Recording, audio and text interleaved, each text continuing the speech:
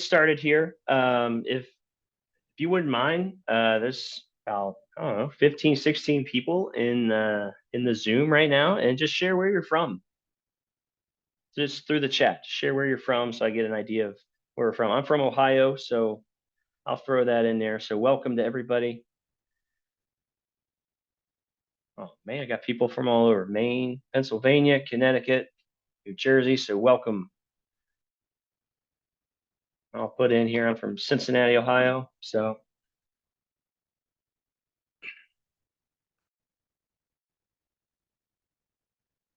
nice. Someone from Canada. So Winchester, Tennessee. Awesome. So guys, I really appreciate everyone being here.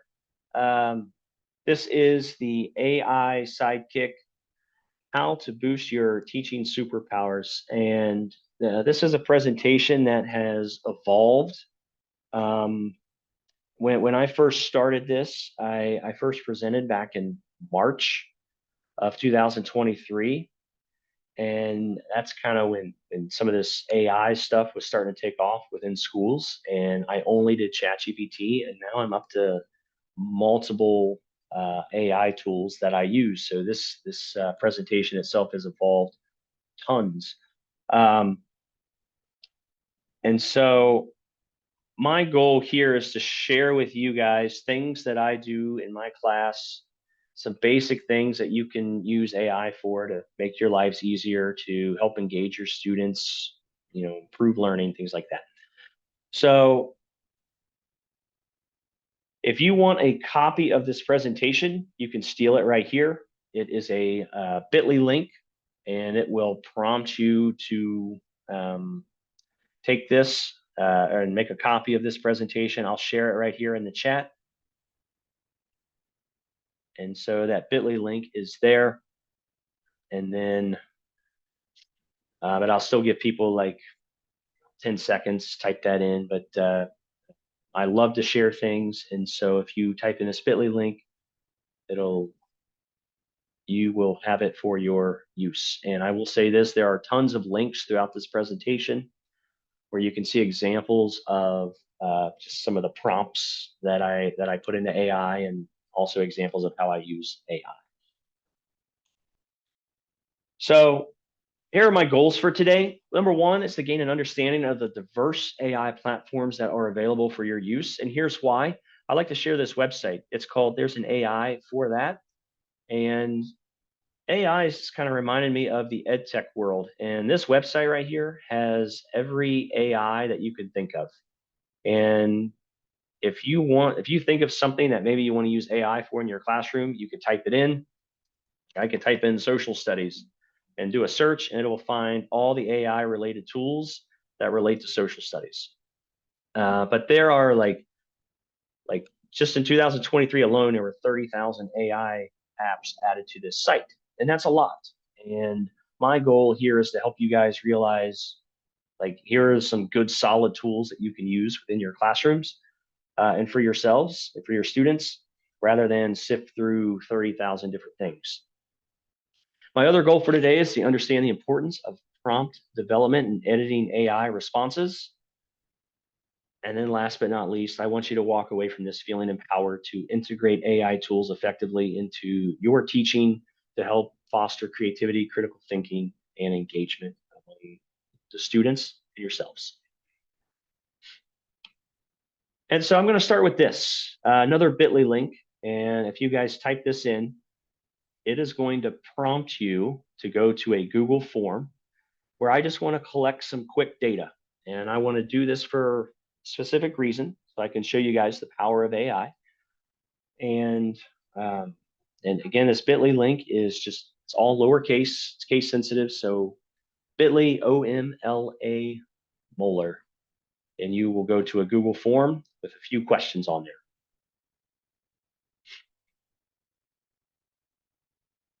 And I'm going to bring up that Google form, but it still has the bit.ly link on it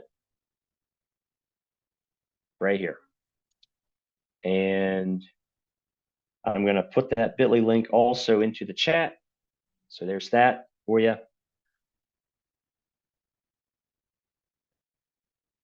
And so It's just asking you, what is your experience with AI? Have you ever used ChatGPT? And then share a question that you might have about AI. And so this is something that I often do within my class. I'll have students submit paragraphs through a Google form. I will have them submit. I'll ask them every Friday how they're doing. I call it a Friday check-in. They submit through their how their week has been and any questions they might have throughout the week, stuff like that. But I do this as just a quick way to collect information. And as we see here, responses are rolling in. And then what I do from there, I will put these responses into this spreadsheet right here. So I'll wait till we get a few more responses in.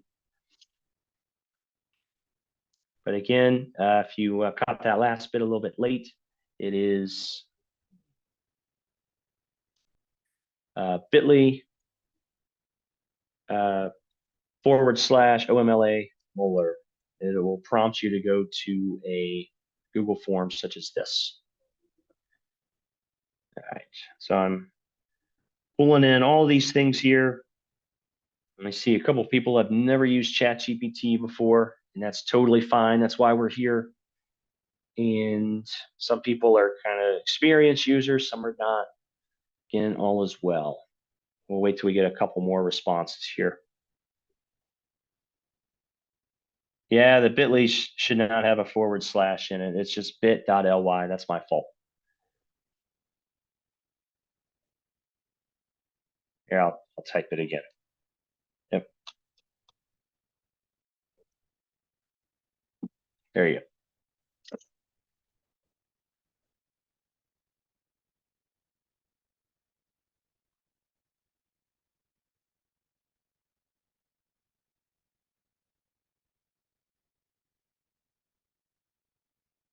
All right. So a lot of people have heard of ChatGPT, but I am a fan of Claude, and Claude is by Anthropic. And I do pay for Claude. I don't pay for many things unless it changes my life, and Claude has changed my life. And then, so I'm going to be using Claude in this first round here to show you the possibilities with this AI tool. So I have 12 responses. Here's what I'm going to do. I'm going to take all these responses right here. And the very first thing I'm going to do is I'm going to hide the timestamps. I'm going to hide your email addresses. And then I'm going to take these responses right here that you guys are giving to me, and I'm going to download them as a CSV file where I can download it as a PDF, CSV, doesn't matter. But a CSV file is good for lots of data. And so I downloaded that. And now what I'm going to do is I'm going to go to Claude. I'm going to hit this attachment button right here. And I'm going to put those responses into Claude. And I'm going to ask it to, I want you to analyze the data I attached.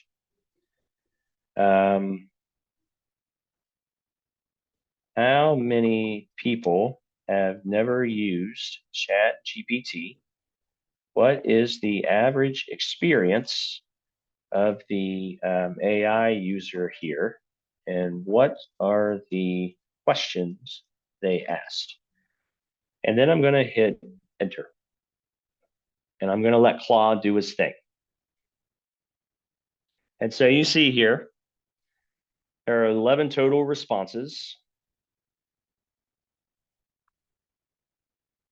And it's telling me all the questions that were used here. So how can it help get, so it's like consolidating all this information right here. So I see the average experience here for us. I am now looking at some of the questions that you guys have asked, and it's again all in one spot. And so I like Claude for this very reason that I can just analyze and crunch a bunch of data in real time within my classroom and give feedback in real time. And if my whole reason for doing this is if this looks intimidating for the use of AI, I kind of want it to look like that, but I also want to show everybody like this is what is possible right here with AI. So imagine now doing this with students within your classroom and using it for feedback on writing paragraphs, using it for feedback on their responses in science or math, language arts, social studies, doesn't matter. So here I use Claude again. I attached a rubric to Claude. I gave some War of 1812 responses, paragraphs that students wrote, and I had Claude use the attached rubric to give feedback to my students on their paragraphs. I asked for qualitative and quantitative feedback. So imagine being able to do that in real time in class to give whole class feedback, but then also being able to give individual feedback just like that. So this is the power of AI within our classrooms right here. And I get people that ask me all the time, like how, like I've done experiments with Claude, I've done experiments with ChatGPT. I am a fan of Claude because I find it to be more consistent than ChatGPT with its feedback. And so here's what I'm going to leave you guys here with going forward.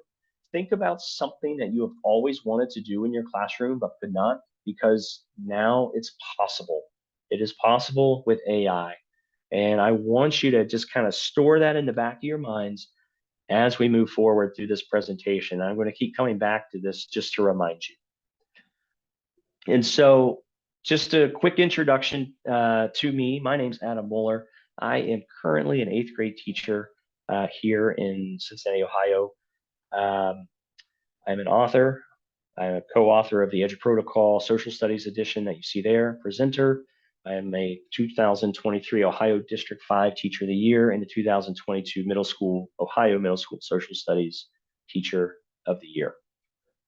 And feel free to email me whenever you would like, because I am glad to help out anybody out. And so real quick, what is AI? AI has been around for a while. We have weak AI, which is really good at just doing one thing. So with Apple Music, it's really good at understanding the music that you listen to and offering suggestions. With Whole Foods, it's really good at picking up on the food that you buy and giving you coupons and suggestions on what to buy. On Twitter, it's good at picking up on the people you interact with. So if you need to send a tweet to somebody, you can, find them easily. And then generative AI is the stuff like Claude or ChatGPT, where it is constantly learning. We constantly give it feedback. It's been trained using the internet, and it's been trained with our feedback, and it's constantly learning. And that's what we're going to focus on here is the generative AI. And so here's some disclaimers for everybody. So number one, data usage and privacy. Avoid identifiable information. This editing that I have in red, super important to be able to edit your responses. This is going to be one of the skills that's going to be necessary for learning and understanding from now moving on into the future. Being able to edit what AI spits back out to you, because it is definitely not perfect. And in fact, I compare it to Amelia Bedelia over here, which is one of my daughter's favorite books. And it takes things very literal. And so I highly encourage everyone to become very good AI editors. And I'll share examples of that coming up here. And I tacked on that 80-20 rule with this because you want AI to do about 80% of your work, and you want to go in and edit and throw in about 20% of information from your mind and 20% of information from yourself. And then also just know this, it has limited knowledge right now. Most, and some of these are AI platforms are updated, but most have been trained with information up until 2021 to 2022. So there is limited knowledge on what you can pull from it. So we're going to go back to this whole editing idea. So I can't stress this enough. Being able to edit what AI spits out to you is going to be super important. And here's an example from my life. I wanted AI to act as a historian and create a reading about the founding of New Richmond, Ohio. And this is what it gave to me, that in the year of 1814, Abner Matson, Jesse Grant, Father Ulysses S. Grant established the foundations for New Richmond. Well, I can tell you right now, that's not true. Not true at all. Um, it just pulled a bunch of random information that sounds good. And some of these people are related to New Richmond, but it is entirely incorrect. And this is why it's important to be a good editor. Here's another subtle example that I have found.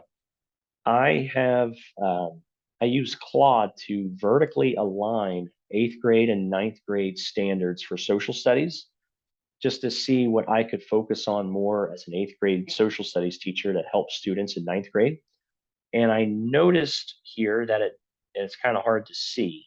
I'll move that. It mentioned the Cold War up here, and it talks about how eighth grade we cover stuff like communism and nuclear weapons. And I'm like, no, we don't. And so it was just kind of buried right there. But again, this is why it's so important to read what it spits back out.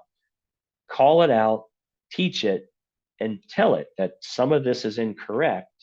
And then it says, you're right. I made a mistake in my analysis of the alignment, and it went back and corrected it. And so it's up to us to get the most out of AI, to give it the necessary feedback, so we can get good quality responses. So there are a couple traps that I think we can fall into here as AI users, with some of us that are new to the AI world or maybe experienced. Um, these are some things that I often see, and I got these from a video that John Spencer made. I really liked how he said these. So the first one is this: uh, techno-futurism is this belief that AI is going to replace teachers. And I will share this, that just because it could does not mean that it should. I'm still of the belief that there is a need for creating, writing, for students to actually know things. We need to know things in this life. And so I am a supporter of that. And I believe that AI will never replace a teacher. And we've been here before. So we once protested calculator use. We once thought bank tellers would be gone because of the ATM machine. And we all know that's not true. Um, and I like to share this. This is what a student of mine created. As I said, there's still a need for writing, drawing, creating.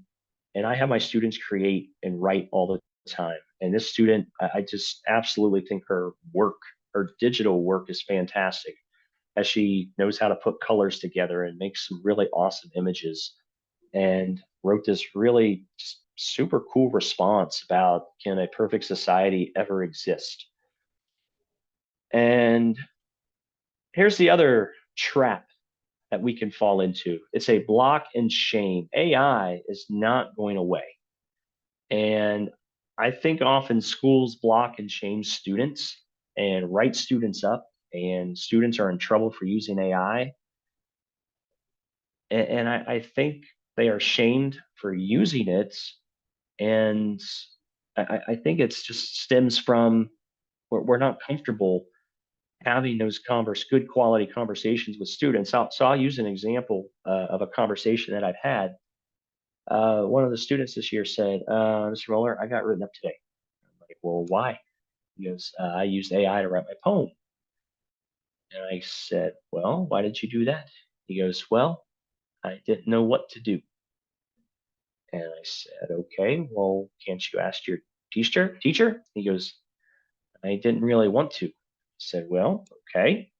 I said, well, the AI should not be doing 100% of the work for you, but next time, here are some options. And I gave him options of Just write the poem and ask AI for feedback, or ask AI itself to tell you how to write that style of poem. And he never even thought of those things. But it's those conversations that I think we need to teach ourselves to have with students and not make them feel bad for using AI. We just need to be able to give them ideas for ways to use it if they are out there using it already. And so here's where I am and what I share with you guys today, this vintage innovation. Uh, how can we take care of the present while preparing the students for the future? And I think this is an important question that we need to keep in mind moving forward here. But we need to understand what our present is, and we also need to understand that the future is now, this AI revolution.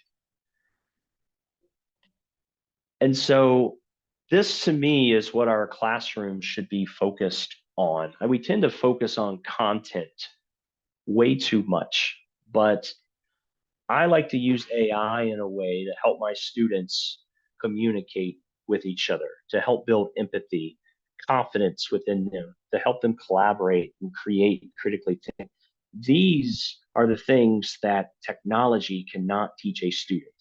These are the things that students are going to need to take with them beyond schooling and the things that we should be focused on within our classrooms. And AI is one of those avenues to get us there. And so here are some challenges that this is our present right now. I think if anyone with me here today, anyone here is a teacher, principal, you work in a school, doesn't matter. I think we all can agree that these are the challenges that we face. Learning loss, how to do school, mental health, parent, community pressure, school safety, workforce, all of these things we face. However, these are more things that we face. And I think we all can agree to this, that on top of all this other stuff, the grading, the lesson planning, engaging students, feedback, differentiating, establishing clear goals for students, collect and organize data. Like when you start adding all this stuff up, it's overwhelming. And I get it because I'm right there with you. I'm in the classroom as well. But AI can help us with these things. It can free up all of these things right here so we can help focus on engaging our students, that we can help with helping our students create and problem solving and things like that. And so from here on out, for the rest of this presentation, I'm going to show you guys how I use AI for lesson planning and differentiating and giving feedback and engaging students. And hopefully you guys can take away some ideas that you can incorporate next week.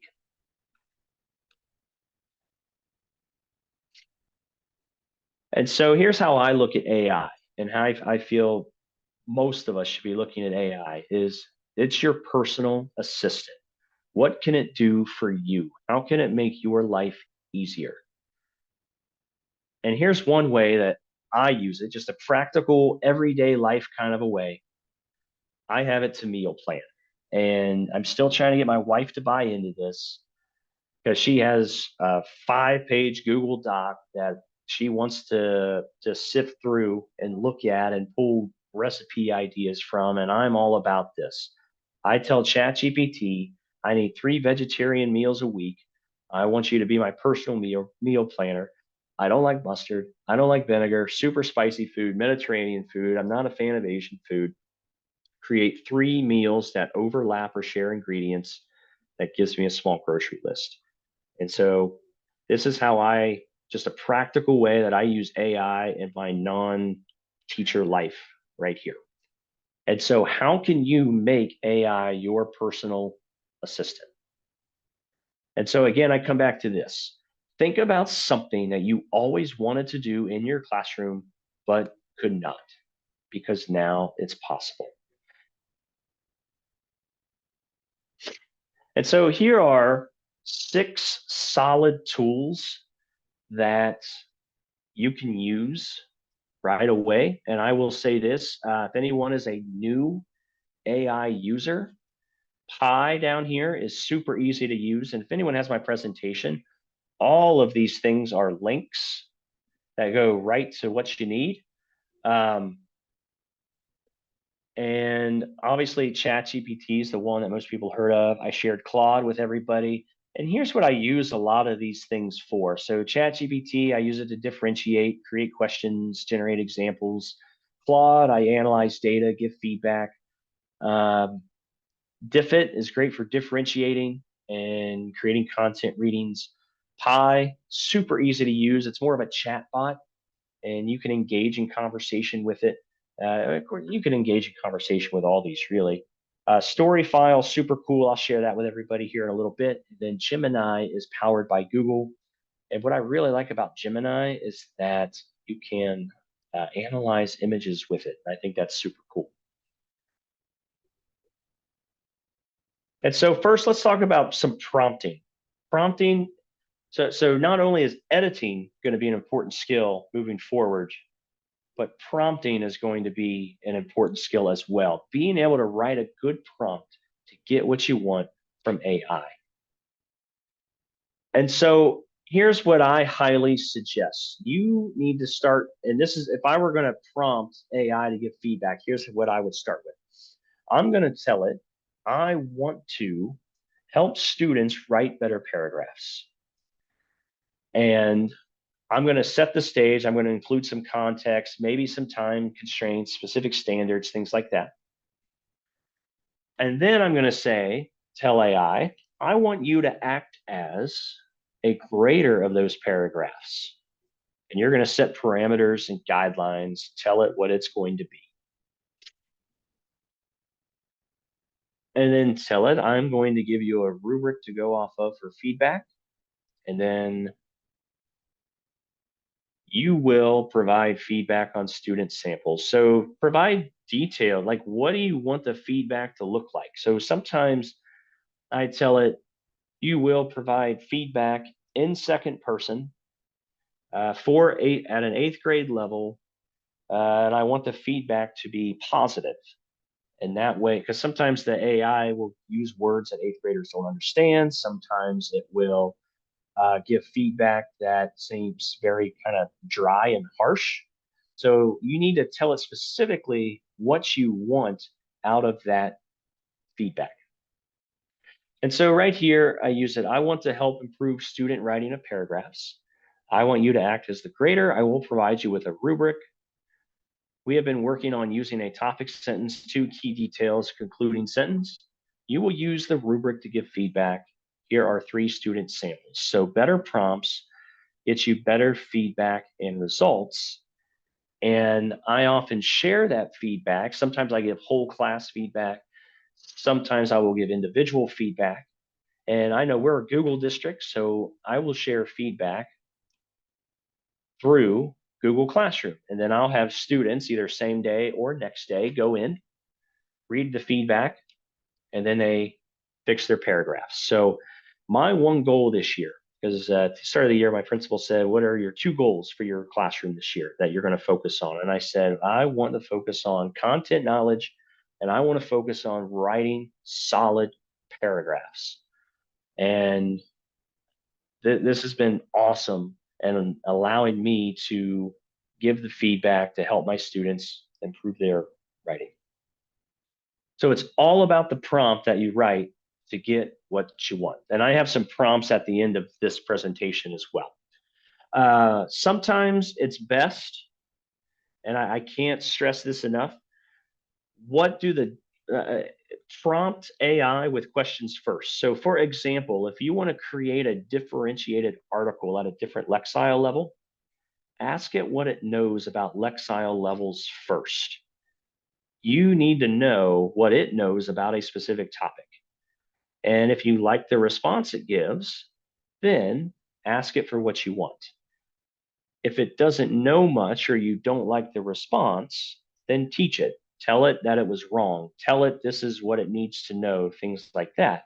So the more it knows and the more questions you ask it to get it ready, you will get better results. And then here's another way of interacting with AI. Have it ask you questions first. I want you to write an article on the founding of New Richmond, Ohio. Ask me questions so I can help you write it. And I can actually, gonna move my thing right here. So like I said, I have a bunch of links in here, and this is a really cool feature on ChatGPT. If I click the link, so it saves my chats that I have. And so I want you to write an article about the founding of New Richmond. Ask me questions so I can help you develop it.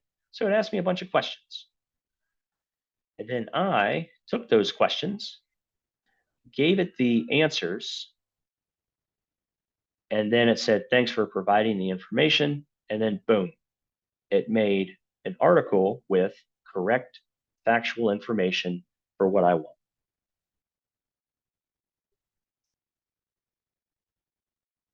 All right. So, and I think based on time, I think we're going to skip over this, but here's some different links right here.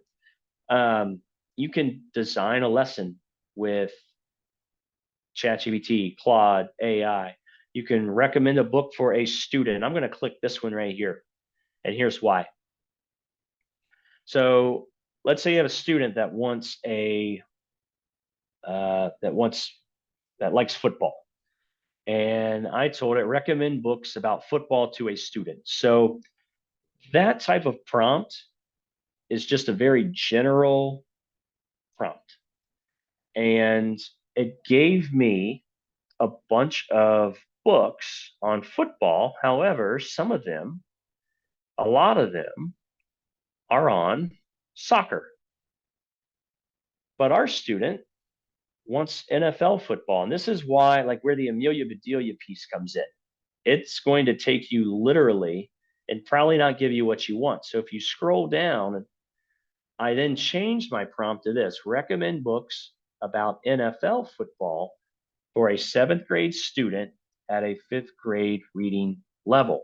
And now I start getting this football genius and fantasy. So I'm starting to get some NFL type books, which might be great.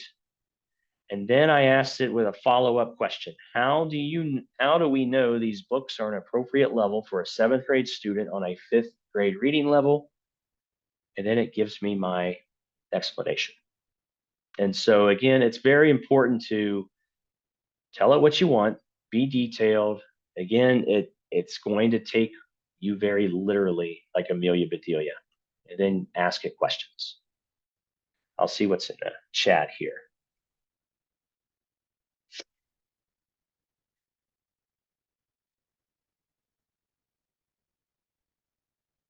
So someone asked about putting student work in for feedback.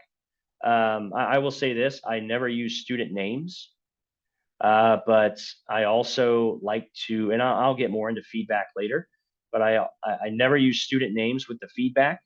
And I just want to see what AI has to say about it. And plus, it just saves me. Again, I'm all about saving time. I'm all about teaching better, working less, and I'm going to do what I can to give my students the most feedback that I can and help progress their writing. So with feedback here, you can use ChatGPT, Claude, or Brisk. Here is one that, again, I put in claim, evidence, and reasoning, and I put in the parameters. I want you to grade this out of 4 points, and I want you to give some feedback on the writing of the claim, the evidence, the reasoning. Overall, it says here the paragraph makes a solid claim supported by evidence, and then the reasoning is on track but could be strengthened. And so I put that feedback into Google Classroom, and then I have students go back the next day and add to their paragraphs, and then I have them highlight anything that they changed just to acknowledge that feedback. Here's one that I shared with you guys earlier. I uploaded a rubric, some War of 1812 paragraphs that students wrote. You can even upload state testing rubrics if they are available for your use, and you can compare student writing to a state testing rubric if you want to. You can use AI to create success criteria. So I put in there, here's the lesson that we are doing. I want students to, at the end of it, to know what a successful product looks like. And so I have it create success criteria. I'll put it right there on the slide or the doc, whatever it is that they are using to write. And now we have that ready to go. And again, I've used Claude for all this. I have found that Claude is pretty consistent with its feedback. For me, like ChatGPT has been all over the place. And yeah, so I tend to use Claude to create a lot of this stuff here. Lesson planning and curriculum development. Here is one here. So I'm going to click this link and open up this chat right here. So better prompts, better lesson design. So right here, if anyone's looking to create a lesson, it's real simple to go in and just put in, create a fun 5th grade algebra lesson plan. And then it'll come up with it. It's going to try its best to make you happy.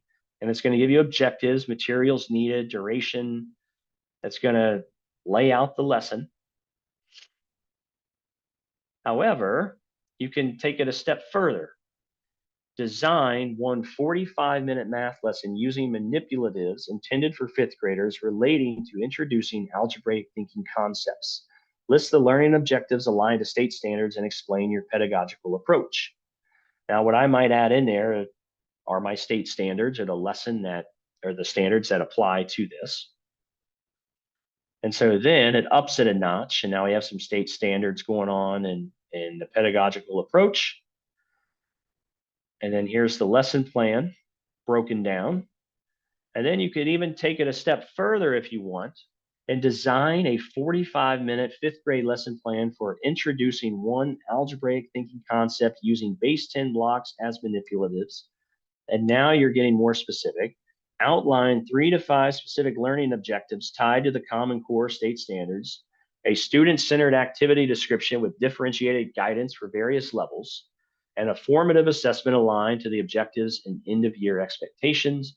And so now you're going to get more out of it than you would have with just create a 5th grade algebra lesson plan. So again, it comes back to that prompt, but you can use all this AI to help yourself with lesson planning. For me personally, I don't use it a lot for lesson planning. I really like I like getting ideas from it, but I like the creativity behind setting up and designing a lesson. So I really like to do that myself. But sometimes it'll come up with some great ideas that I can incorporate. Here, I put in, I want you to act as an 8th grade social studies unit designer. Use these 8th grade Ohio social studies standards about expansion to design a unit that focuses on one skill as students learn the content. I put the standards in. I told it my classes are 47 minutes long. And then I put in here, I want a progression of DOK levels. And so I will open this up here and share this quickly with you. So it gave me some lessons that I could do. And then I said, all right, I like the outline, but let's plan this out day by day. I also like multiple, it gave a skill that we could work on. And I asked if we could focus on empathy in this lesson. And so it went back and changed some of it.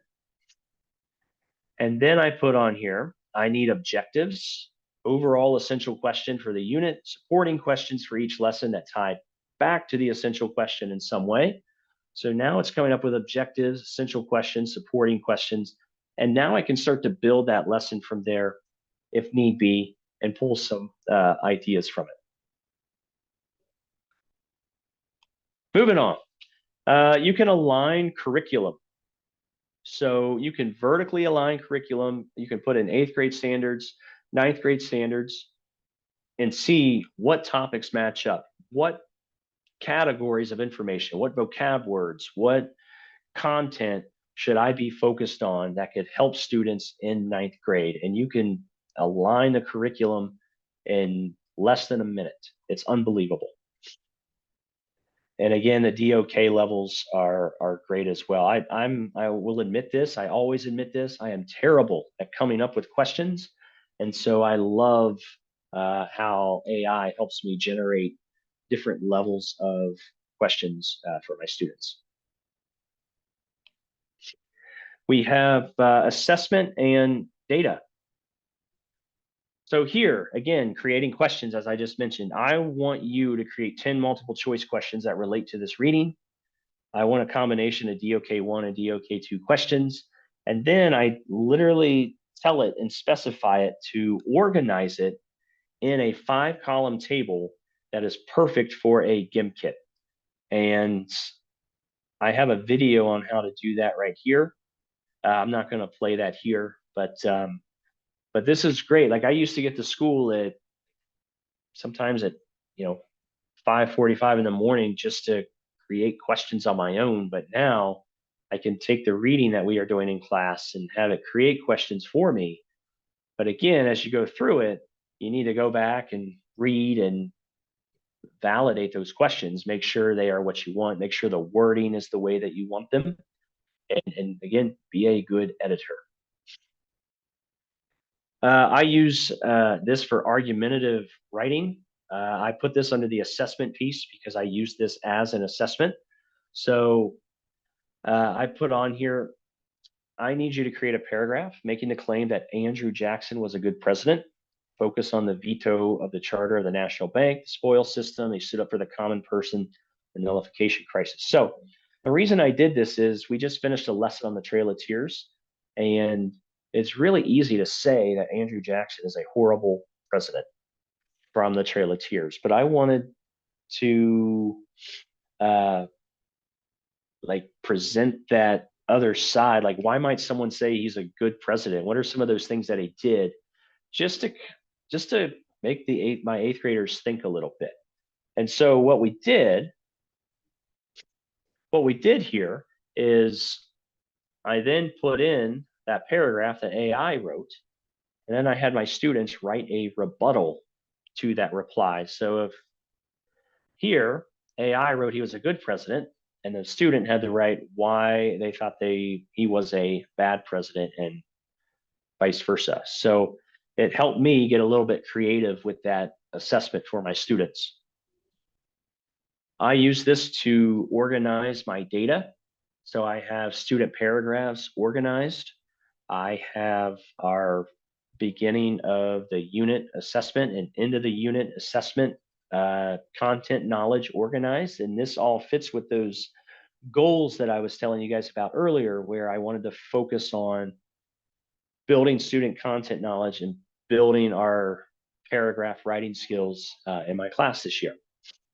And so it's great to just have take student paragraphs, and you can have AI organize it into tables. You can have it take your quizzes or GimKit scores and copy and paste the scores in there and organize it into a table. And here is one student from the beginning of the year, they're writing. So this is basically September. This is, I believe, November. And this last one right here in the bottom corner is January. And what I did is I took those 3 writing samples and I said, I want qualitative and quantitative feedback. And it told me that the student's topic sentences have improved, and it gave an explanation as to why. Supporting details are more developed. Their concluding sentences wrap up the main point more clearly. It's telling me that the average words per sentence increased from September to November, but dropped a bit in January. And then the average number of supporting details per paragraph has increased as well. And then I took it a step further and I said, I want whole class data. And so for topic sentences in September, we went from 51% to 92% usage in January. September of 2023, 78% supporting details, 2 or more, to 89% of students are using 3 relevant details. And then a concluding sentence has gone from 62 to 88%. And so when I first did this, I noticed, and this again, being a good editor on AI, it only analyzed 14 paragraphs. And I went back and I said, no, there are over 100 paragraphs in there that you need to analyze. And it said, sorry for the mistake. And it went back and fixed it. And again, I'm glad I caught that because now I have accurate data. So when my principal asked me later on the school year, how are your goals? Are you meeting those goals? I now have a response. Here's some differentiated instruction. I don't know if anyone's familiar with Diffit, but I like to share Diffit right here. I do know that it is, I believe it's a kind of a paid site now. But so Diffit is really cool. It's very useful for any teacher. And you can create an account with Google. And I know, like right here, it says the free trial ended today, and you can obviously extend your trial right there. But you can type in a topic, change the grade level, change the language over here, and then it'll create an article. You can paste a URL to PDF or YouTube video, and it will create questions for that video or article. Or you can put in any text and or excerpt, and it'll create questions for it. And so I'll just share one that I made the other day, the War of 1812. And so here's what it created. It includes a picture. Here's an adapted reading passage, and you can click show your sources, and all of your sources are linked on there. You can even edit this if you want to. If there's something that you don't like, then go back, edit it, change the wording if you have to. It gives you a summary, some vocabulary words, multiple choice questions, and some short answer questions as well. But wait, there's more. You can get on these student activities here, and if I want to, you can convert that reading into all of these different things. A social media style summary, 8 parts of speech image analysis. You can turn it into a bubble map, reading with discussion questions. And again, all these are new, a vocabulary choice board right here. So they have developed it, from where Diffit started to where it is now, they have developed this completely. And there's just so many uses for it. And it's very easy to use, and I highly recommend Diffit for your classrooms. And so for differentiation, again, I prompted it first with a question, and you can differentiate for obviously your reading levels for your students within your class. And I asked it, what are the different Lexile levels? And then next, I gave it specific directions. I want you to rewrite this textbook section about the Monroe Doctrine at a 500 Lexile level, bold any vocabulary words, and add headings. And I went ahead and told it, thank you, because apparently you get better results if you're polite. And this is what it came up with, and I'll click the link here. This is a chat that you can look at. So I asked it first, Lexile levels, and it told me, and I said, can these be organized by grade level bands? And then it told me. And then finally, I gave it the Monroe Doctrine article to fix. And then I asked it, what is the original article at? And it told me grades 9 through 12, which right around the 8th grade. That's what I teach.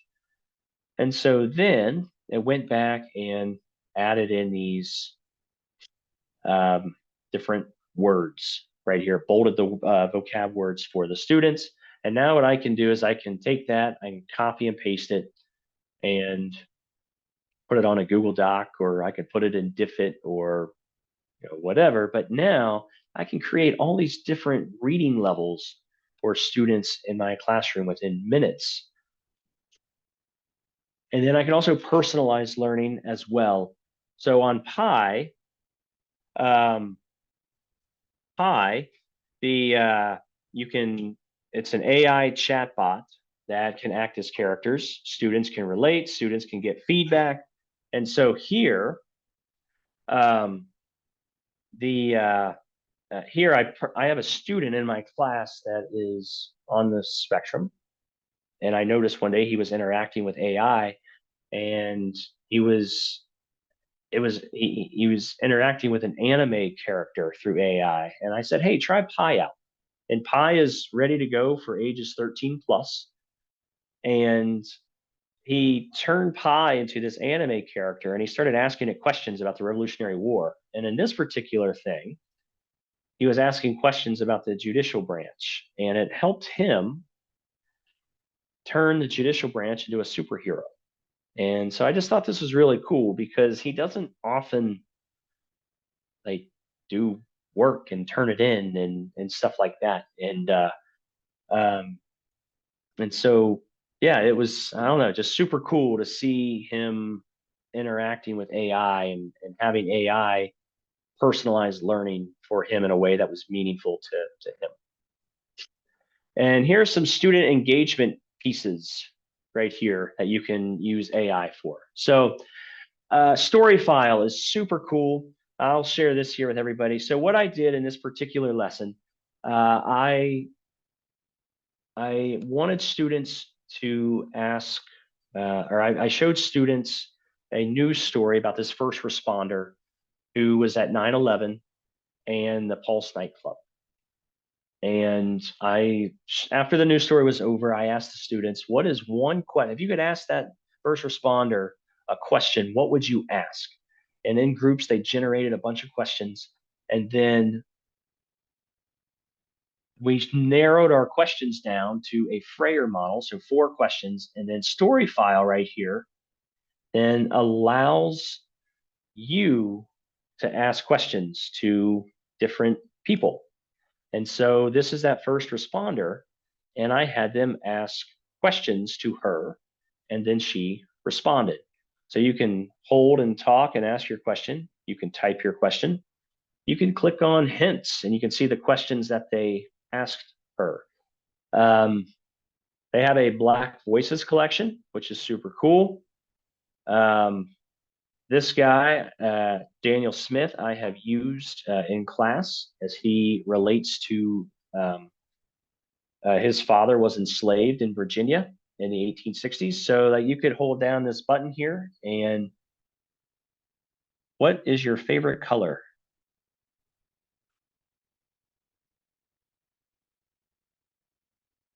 I'll type my question. It's not going to pick up on it. What is your favorite color?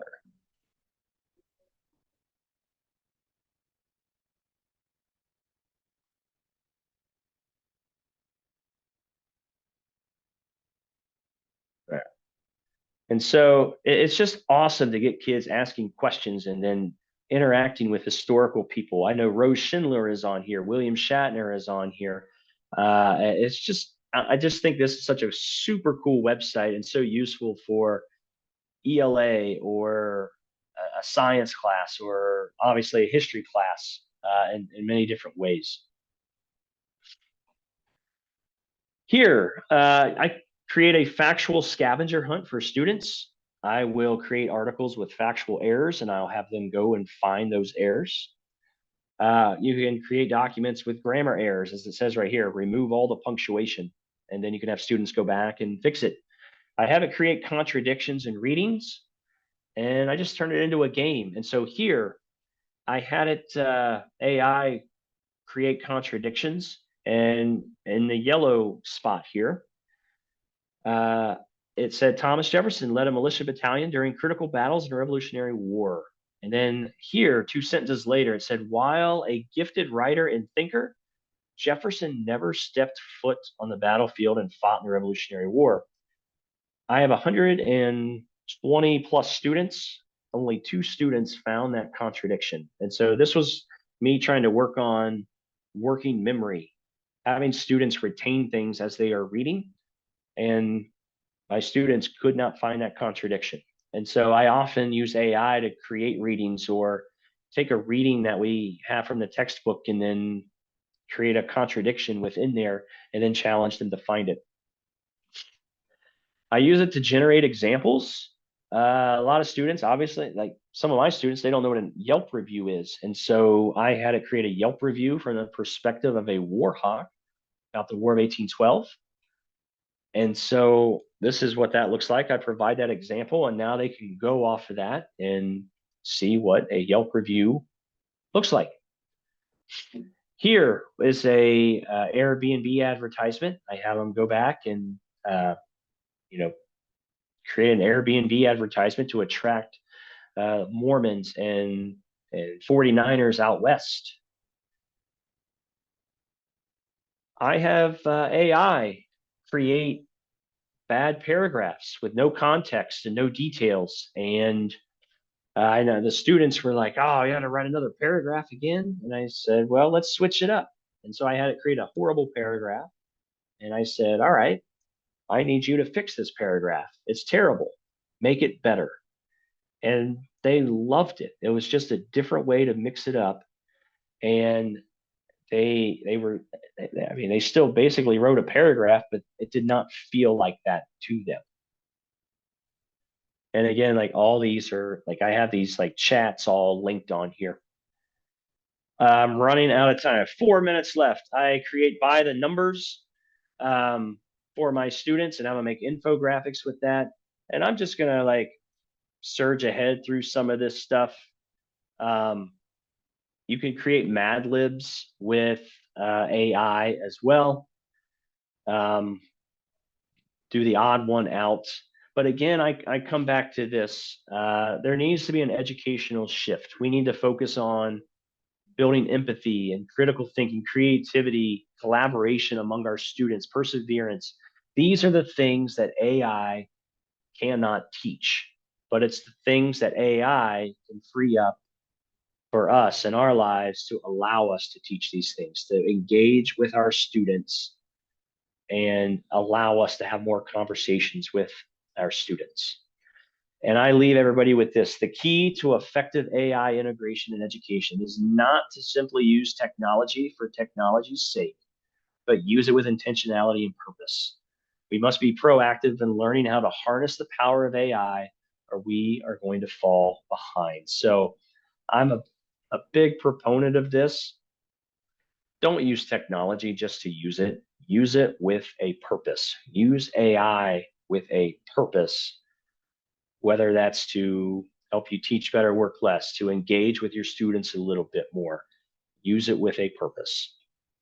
And so think about something you've always wanted to do in your class, but you could not, because now it's possible. And I'm going to skip that. And I left some prompts for everybody right here that you can, some links. And there's some templates to some of the lessons I shared with you. Maybe you saw something and you're like, oh, that looks pretty cool. And so some different templates and things you could use. And again, my name's Adam Moeller. Thanks for joining me. I really appreciate it. And feel free to reach out to me anytime. And there is the session feedback survey. And I'm going to quickly go back to it, but I also want to put the bit.ly link to the slides in case you missed it. So I'm going to copy and paste this bit.ly link, and I'm going to put it in the chat. There's that. And then I'm also going to put it on this slide as well.